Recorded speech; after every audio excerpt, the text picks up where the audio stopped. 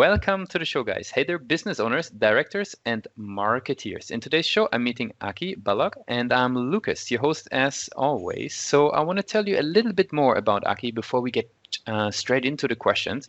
So Aki co-founded and is actually the CEO of MarketMuse. We're going to talk much more about MarketMuse today, but basically MarketMuse, like they say on their website, creates content that crushes. And I want to learn much more about what it means and what it means on a technical level as well. Prior to MarketMuse, Aki has been working as with the CEO of InfinityDB, which was a Series B startup that made an analytic database for big data engagement. So very interesting field that he's been in there before. And even before that, he was an associate with OpenView Venture Partners, where he looked into Series B investments as well for big data and machine learning. So has been very focused on the big data and machine learning world there. So and then started MarketMuse. So Aki, welcome to the show.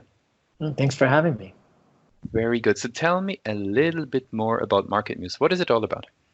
Yeah, so put it in very simple terms, MarketMuse is a way to create programmatic content marketing campaigns using AI. What do I mean by that? If you're doing content marketing, well, first of all, content marketing is the primary channel of customer acquisition for many startups, SMBs, mid-market companies. It's even starting to get into the enterprise more and more, and it's what publishers have known for hundreds of years. But basically, you want to describe your products and services. You want to be a thought leader. You want to have have a unique point of view. You want to describe your differentiation versus other companies in the field, and you can do that through content. It's very efficient to use content to lead that versus paid, which there's nothing wrong with paid, but it's a one-time shot. You put an ad and you pay once, versus content really delivers over years and years. It has a very long lifetime. It helps you essentially educate your market. It really drives a product-led growth, inbound, funnel, and so on. And so we're seeing that in the market, just as what we're doing today. We're creating content. Well, when it comes to written content, which is what we focus on, you have to write typically very long form, very specific, precise articles. Whether you're in B2B or in B2C, you have to write articles that really, are very powerful and punch above their weight for them to rank on search engines. And also your articles have to be connected to each other. You can't just write one article, put it out there, and you're done. You have to really identify a topic or a set of topics that you want to be a thought leader on, and really write what we call content clusters, in order to drive that level of performance. Well, all of that is really expensive. It's hard. It's very manual. How would you write an article if you're going to write an article about, lead gen conversion rates, let's say? How would you write that article? Well, you'd sit down, you'd think about kind of what do you know about the topic. You'd sketch an outline. Maybe you'd interview people, product managers, market analysts. Maybe you'd Google it. You'd read a couple of articles, and you'd kind of pattern your own to make sure you answer all the questions. Well, what our system does is we have what's called a natural language processing based system, where we go to the web and we download hundreds of thousands of articles on that topic alone, and we crunch it and we build an outline that we call a knowledge graph. But it's an outline that shows you exactly how to write to cover that topic comprehensively in one article, across multiple articles on your site, etc. And so we're not just kind of speeding up or mechanizing the content research, but the quality of article becomes, much more successful. So in our customer base, we have over close to 200 customers now, actually, and we see on average a 2 to 6x lift in traffic within 6 months on the articles optimized through MarketMuse, and some customers see 100x lift. We have one customer that's 100x lift in a year, and they're driving some serious demand gen by writing the right content and in the right way, and that's what our platform enables you to do. Very good. So would I be completely wrong in saying that the tool helps specifically in the research process to shorten that cycle of research, or does it even go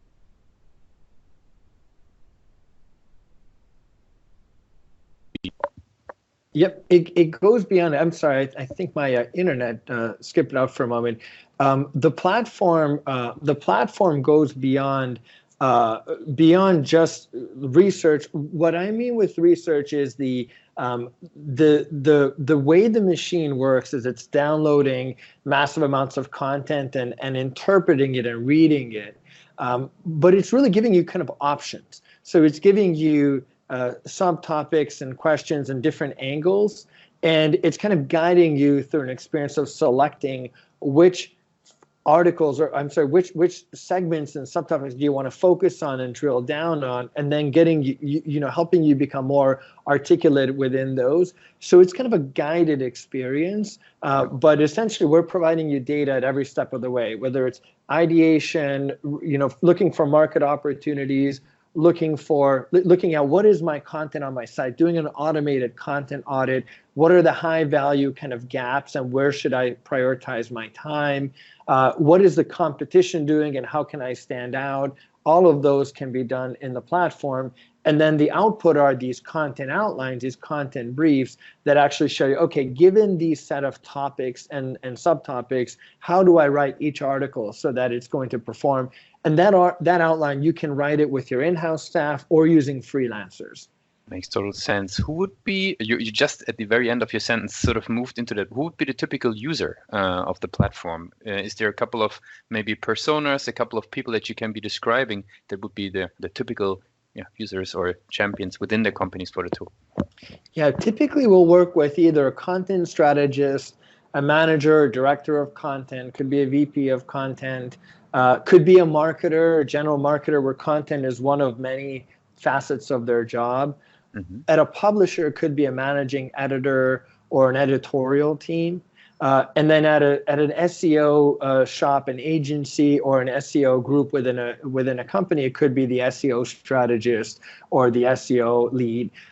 Because basically, when you write great content, it performs both in terms of engagement, conversions, building thought leadership, and it ranks better in search because now you've written content that answers that question more comprehensively. And Google's mission is to surface the best content, so you're more likely to rank and drive more leads. Got you. Very, very good. The guys that you were mentioning that they're using the product from sort of the different types of companies, how would they usually find MarketMuse? Like, what is a user journey? What does somebody go through? Which steps does somebody go through in order to discover MarketMuse today? Well, most of our acquisition is through non-branded channels. So we have never, I think I can say this publicly, but we have never invested into paid marketing. We generate content, and we have, well, when I mean paid marketing, I mean paid acquisition. We go to conferences, so we go to a couple conferences, that's paid. But we write content, and then we have webinars. We work with influencers, and we do data journalism and so on, so that we're basically anywhere where content quality or comprehensiveness is mentioned, MarketMuse data can be used, etc. So it's all a relatively large inbound engine.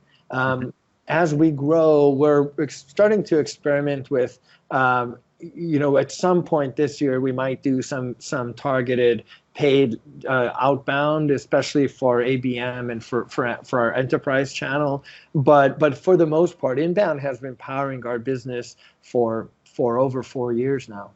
Very good. So I'm assuming the tool comes to good use then. Yeah, we use it ourselves. Yeah, if you look at our site, last I checked, we had about 250 articles on our site. And it really describe what we want to build as kind of a center of excellence or a training ground for content strategy. And we're going to be launching our own certification program as well. But essentially, we want to train people to be better content strategists. And if you're not specific a content strategist, you're a marketer, we want to give you that content strategy skill set because we believe that content works. We believe that this type of channel, and we're not the only ones in the world. Obviously, HubSpot has done a lot to popularize, inbound-led acquisition and sales funnels.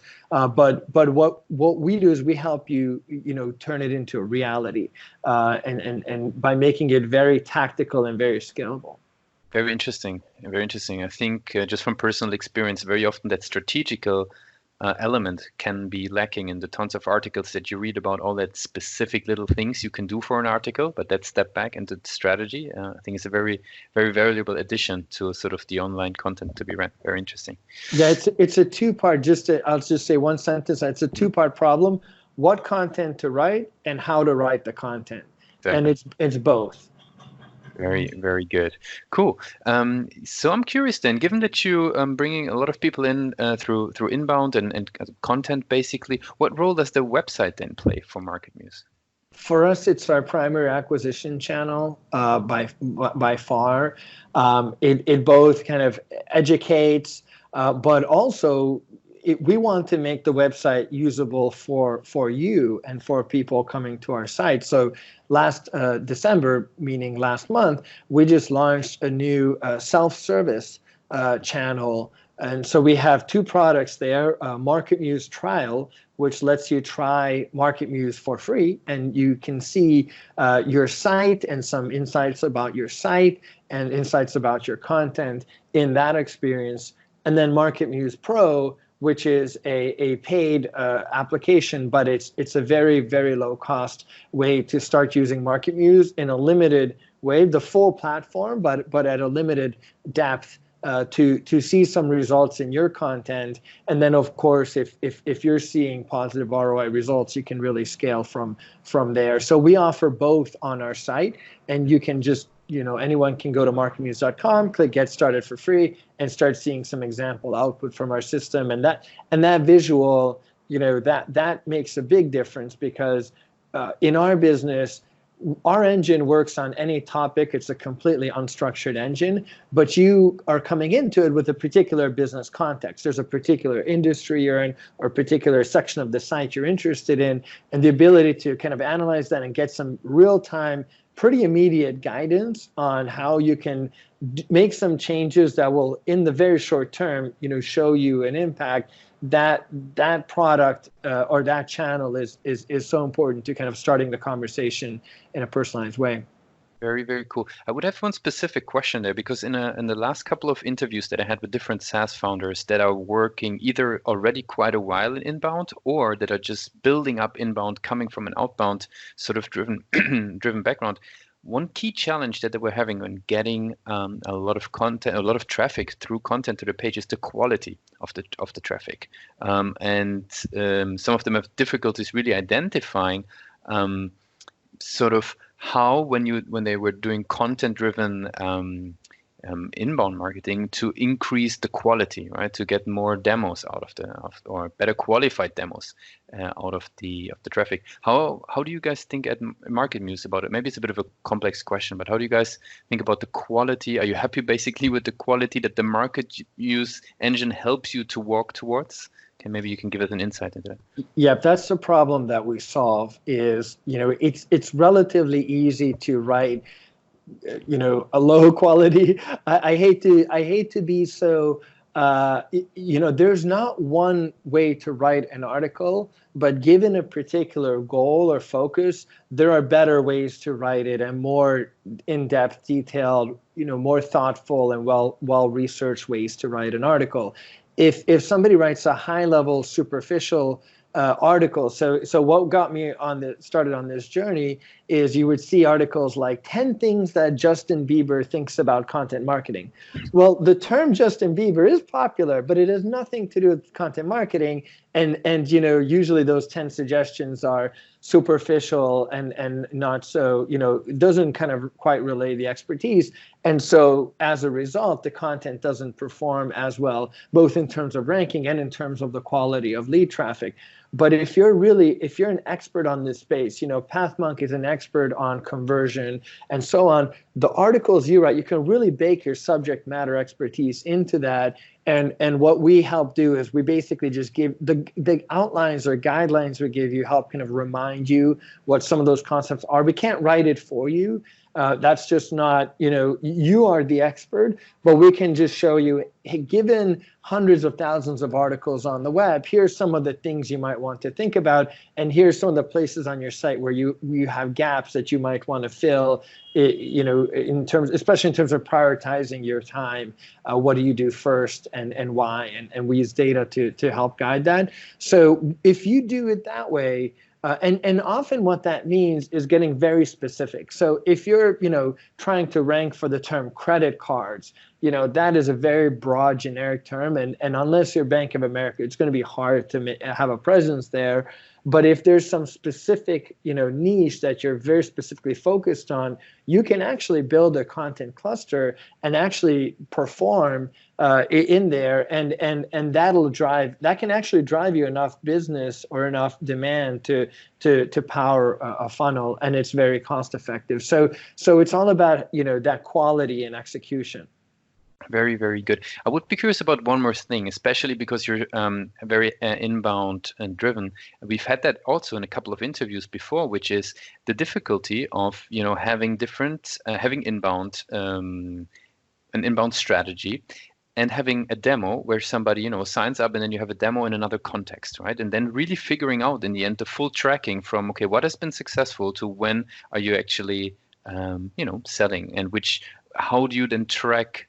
And how do you get insights into what worked and what didn't if you have a demo in between? How do you guys are solving that?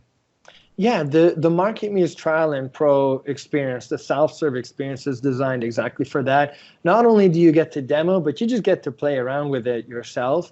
And when we actually set up a further conversation, and that product is definitely appropriate and very much usable by a very large number of companies. A lot of companies fall within the limitation. It's one user, it's 500 pages on a site. At the moment, these are the limitations. They can change in the future, but 500 pages on a site. So for a small site, that would fit in there. You can run 50 queries in the engine per month for the pro license. So that works really well for a small user, small business. But if you're anything north of that, if your content goals are more significant, or if you have more of a writing team, then we can actually just look at what you've been doing in the platform and personalize your demo experience and the conversations from there. I'll just be candid. Typically, what we found in having been doing this for a few years is people tend to vastly underestimate the potential of content, and writing. We've seen companies, like I said, there was a company that generated 100x, and it is off a relatively small base. It was a couple thousand a month, which is already not that bad, but to 100x that, they built a huge site using just content alone, and that generates many millions, if not in their case potentially over 10 million of value a year. The numbers get really big, and so if you nail content, and this is what our sales team, by the way, spends most of their time doing, is showing you, if you nail this, if you own this topic, even if it's a niche topic, if you own that topic, some type of, I'm just making this up, but some type of eco-friendly hammock. You're selling an eco-friendly hammock. If you own that subject, you can really, really build a really nice business on that alone. But you have to do the content, with high quality, and you have to pay attention to it. And so, the companies that figure out how to do that win, frankly. Very good, very good. One last question, sort of on the website topic, because we sort of approaching slowly in the end. A couple of questions in the end about you as a founder. Last question on the website. Could you tell me a little bit about what type of metrics you actually care about? Because there could be so much stuff that you could be measuring. What is it that you actually care about? Yeah, this is a really great. It's a really big topic. The typical. We're evolving our understanding, and we've set up different tracking solutions and data services to help us kind of refine that. The first, the first piece that you have are always demographic data. So if Procter and Gamble comes to your site, they're a big company, certain level of revenue and employees, you can look at that. but that's really superficial. You can look at behavioral data, which is essentially, for example, for us, when they're using the platform, to what extent are they using it, and how far have they gotten in that onboarding experience, and what has been their kind of usage level. You can look at the particular topics that they're using. So you can look at essentially, what industries they're focused on. That might give you a sense. And then this is always hard to explain, or hard to kind of quantify, but to what extent do they have a culture of content? How nuanced is their use? What is their level of expertise on the content side, on the SEO side? And those are somewhat subjective, but you can kind of tell patterns. But basically, we kind of break it down into what degree is a customer fit? What degree is the product able to solve their problems and make a difference given their infrastructure and given what other tools they have in place and so on, and the number of writers and so on. What is their level of engagement with us? So do we have how much of the team, and to what level do we have the attention of the team and the decision maker and the day-to-day operators? And then we also look at kind of external factors. So what industry are they in? How likely are they to be able to hit their stated goal, et cetera? So it's kind of buckets, but those are all, and you can get data on them. Then you can look at things like how many similar technologies do they have installed, and all the kind of good intel stuff you can do with online marketing. Very cool. And if we would, maybe last question, if we move one level up in the journey on the website, is there something that you learned on how to be able to, win more people signing up for a demo or signing up for a trial? Maybe something that was a bit unexpected on the website. Any war story to share, which you learned in order to sort of, increase the conversions to the goal or to the demo or the trial? Lucas, the funny thing is, in all of that, and we love MarTech tools and analytics, and in all of that, one of the biggest drivers you just don't want to lose sight of is just get to a human, engage the human fast. I forgot to mention that in my earlier list, but and personalize that engagement. Don't just give them a generic, a hello. And we have a bot, but we do try to, as best as possible, personalize it. And sometimes it's just kind of calling them and getting that and digging in deep. And so, for example, at the this might change in the future, but it's been working out pretty well. One of the things we did last year is we put my co-founder in that channel, in that inbound flow, and he's just monitoring who's coming in. And sometimes it's appropriate for him to reach out personally and just say, hey, I saw you signed up, and there's always kind of a fallback too. So if you're speaking with one of our colleagues, we want to offer you the fallback of, by the way, you can always escalate and bring in my co-founder or me, usually depending on which type of customer. I run co-run the partner program. So I talk to agencies, he talks to pretty much everyone else. He's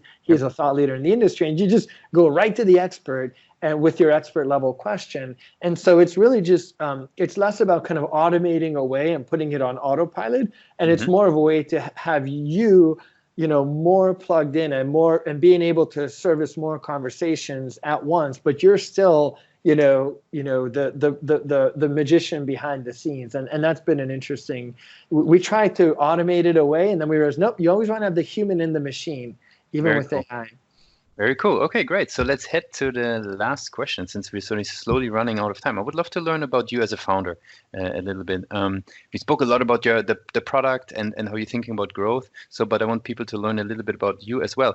How do you keep yourself up to date? How do you learn? Where do you go for being a better inbound expert, founder, CEO today than you were yesterday? Yeah, it's almost like we don't have a shortage of information. We have an overabundance of information.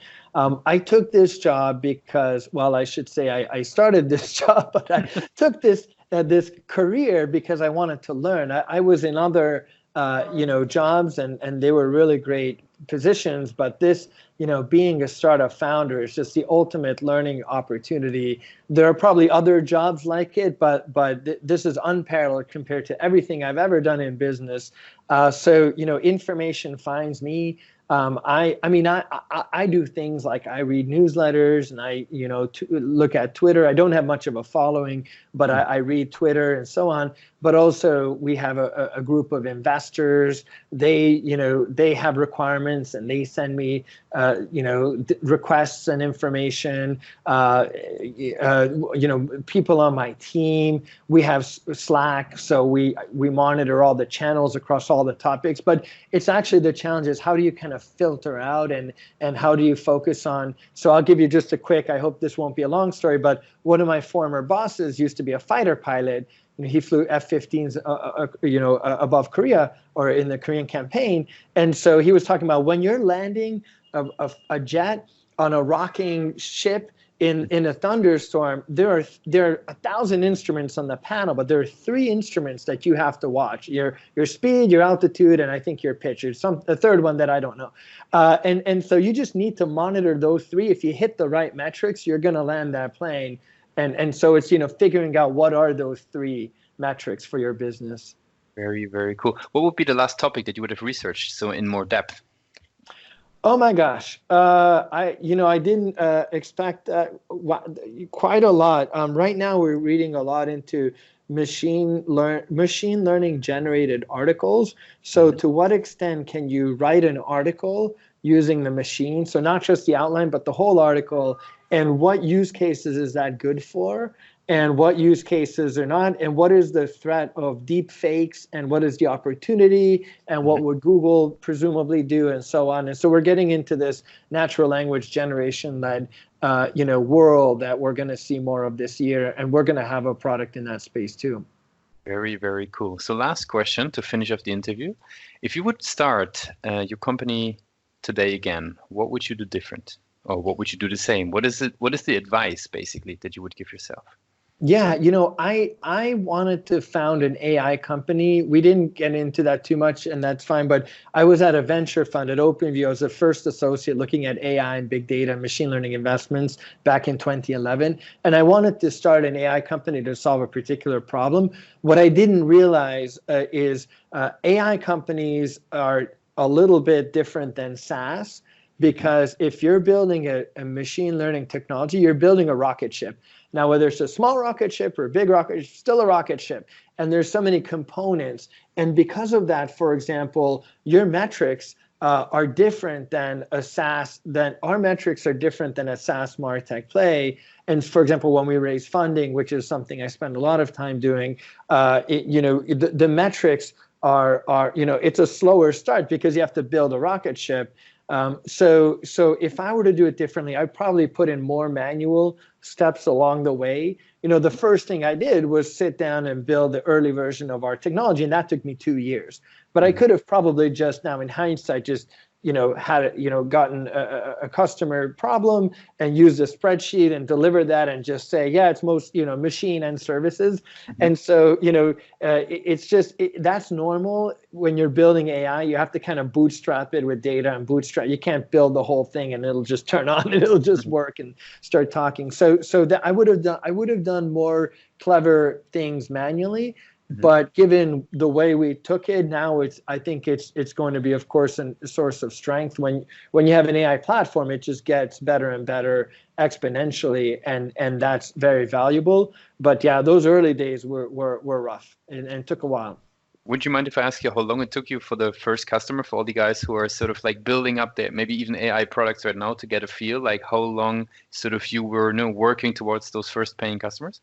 A year and a half for the first customer that paid us $20 a month, then moved to 50, then moved to 100, then we stayed at 100, then we moved to 500, and now we're well above that and beyond that in terms of our average size. So if it takes 2 years, don't be shocked. The challenge is, and obviously 2 years is a very long time without, so 1.5 years without paying customers, there's definitely, you're making a bet.